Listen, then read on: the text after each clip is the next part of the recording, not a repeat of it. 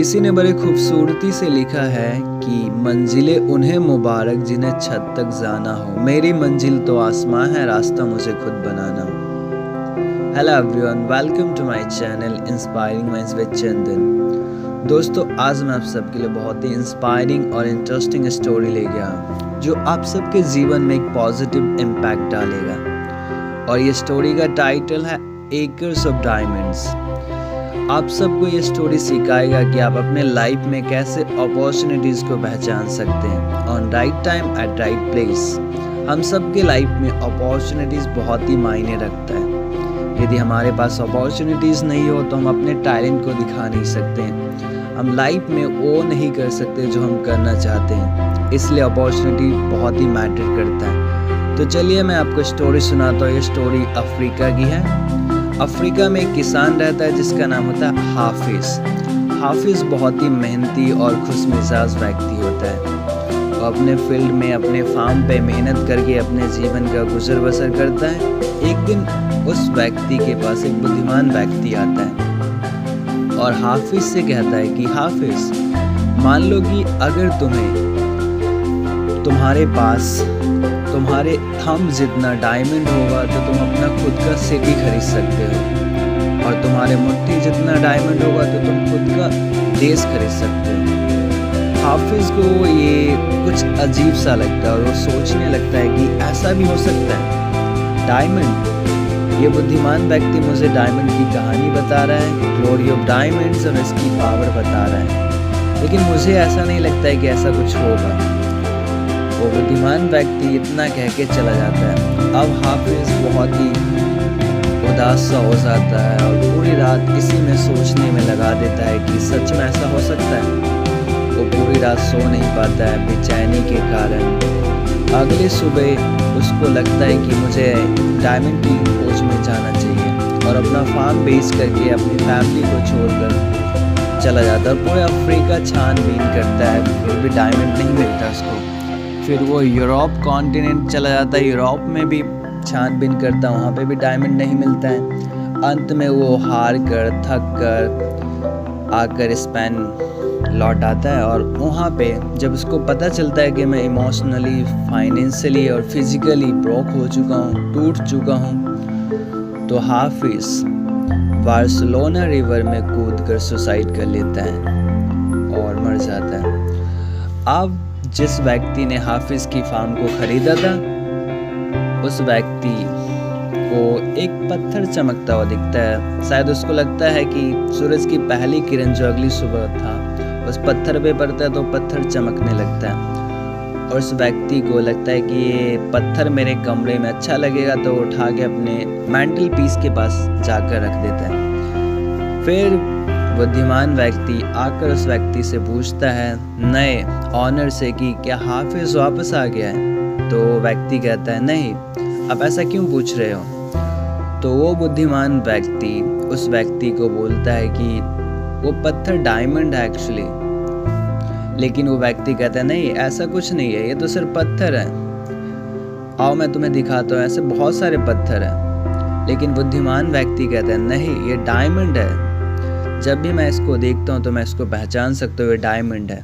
तो व्यक्ति उसके पास ले जाता है पत्थर के पास और देखता है तो रियल में वो डायमंड होता है। कुछ पत्थरों को वो सैंपल के तौर पे फॉरेंसिक भेज देता है। जब पता चलता है कि रियल में डायमंड है तो व्यक्ति को एहसास होता है कि उसका पूरा फार्म ही डायमंड से कवर है। Acres and acres of diamonds, उसका पूरा फार्म कवर है। सो दोस्तों, what is the moral of the story? इस स्टोरी का मोरल क्या है? इस स्टोरी का मोरल बहुत से हो सकते हैं, जैसे when our attitude is right. जब हमारा एटीट्यूड सही होता है तो हमें रियलाइज हो जाता है कि हमारा पूरा खेत ही डायमंड से भरा हुआ है, हमें कहीं जाने की ज़रूरत नहीं है। Opportunities are always under our fate when we don't have to go anywhere. हमें कहीं जाने की ज़रूरत नहीं है। लेकिन जब हमें पता नहीं चलता है, हम अपॉर्चुनिटी को पहचान नहीं पाते, तो हम इधर उधर भटकते हैं, और जो अपॉर्चुनिटीज़ हमारी हाथ में होता है हम उसको भी खो बैठते हैं, और वो अपॉर्चुनिटी हमें स्लैप करके चला जाता है हमारे फेस पे। and we are not able to recognize it. हम सबको सीखना ये चाहिए कि हम सबको कुछ करने की ज़रूरत है, तो ये कि हम ये सीख सकते हैं कि हम अपॉर्चुनिटी को कैसे पहचान सकते हैं। हम ऐसे बहुत से लोग होते हैं जो हमारे लाइफ में अपॉर्चुनिटीज़ होने के बावजूद हम अपॉर्चुनिटीज़ को खो बैठते हैं। मैं आपको एक बेस्ट एग्जांपल देता हूँ। हर साल हमें पता होता है कि हमारा नेक्स्ट ईयर एग्ज़ाम है, शायद 12वीं का हो सकता है, फर्स्ट ईयर का हो सकता है, यूपीएससी का हो सकता है, जॉब का हो सकता है या किसी और का एग्ज़ाम हो सकता है, राइट। ये हमें पता है कि हमारा नेक्स्ट ईयर एग्ज़ाम है, फिर भी हम बेटर तरीके से स्टडी नहीं करते हैं, अपना बेस्ट नहीं देते हैं। हमें लगता है कि हम थोड़ा बहुत पढ़ेंगे और अच्छे मार्क्स ले आएंगे, लेकिन ऐसा नहीं होता है। जब हम नेक्स्ट ईयर फेल हो जाते हैं, अच्छे मार्क्स से पास नहीं होते, तो हमें रियलाइज़ होता है कि यार काश उस दिन मैंने सही से पढ़ लिया होता तो आज मुझे अच्छे मार्क्स मिल गए होते। दोस्तों, हमें पता है कि ये अपॉर्चुनिटीज़ हमारे हाथ में था, लेकिन हम जानबूझ करके उसको अवॉइड कर दिया और हमने उसको मिस कर दिया। तो ये हम पे डिपेंड करता है कि हम अपने अपॉर्चुनिटीज़ को कैसे पहचानते हैं, उसको कैसे यूज़ करते हैं। ये सब हम पे डिपेंड करता है, ना कि किसी और पे। अपॉर्चुनिटीज़ आपको कभी ये आके नहीं कहेगा कि hello my friends, I am coming to you, just catch me and use it. नहीं, ऐसा नहीं होता है। अपॉर्चुनिटीज़ हमारे आसपास ही होता है, बस हमें ज़रूरत ये है कि हम उसको राइट टाइम पे और राइट प्लेस पे पहचानें, वरना हम बहुत चीज़ मिस कर सकते हैं अपने लाइफ में। हम कुछ बनना चाहते हैं तो वो भी नहीं बन सकते हैं, due to misguidance, due to avoidance.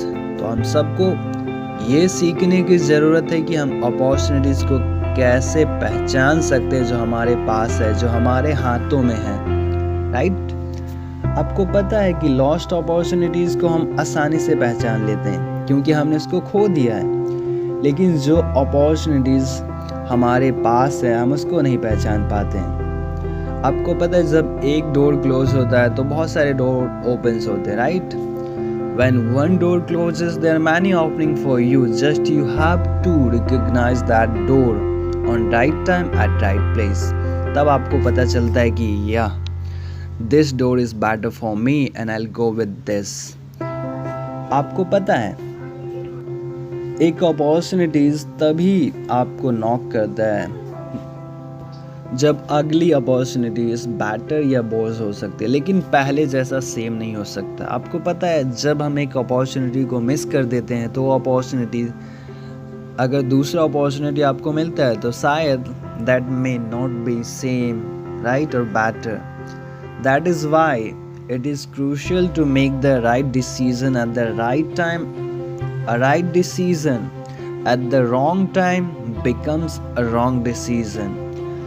अगर आप राइट डिसीजन राइट टाइम पे नहीं लेंगे तो वो डिसीजन रॉन्ग बन जाता है। तो ये अपॉर्चुनिटीज़ आप सबके हाथों में, जीवन में कुछ करने के लिए, कुछ बनने के लिए, बस ज़रूरी ये है कि आप उन अपॉर्चुनिटीज़ को पहचानिए और अपने लाइफ में आगे बढ़िए।